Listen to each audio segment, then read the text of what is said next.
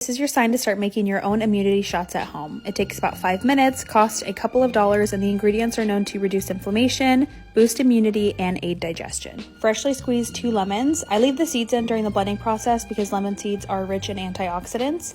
Then throw in a piece of ginger, about 2 to 3 inches depending on how thick it is. Add in a tablespoon of turmeric, a teaspoon of cayenne, and about a teaspoon of black pepper. I've read that black pepper kind of activates turmeric and helps its absorption into the body, so I figured it couldn't hurt to add it in. Next, add 1.5 cups of liquid. You can use whatever you prefer. I personally like the taste of plain water the best, but sometimes I'll do coconut water for some extra nutrients, but it does make the shots a little bit sweet.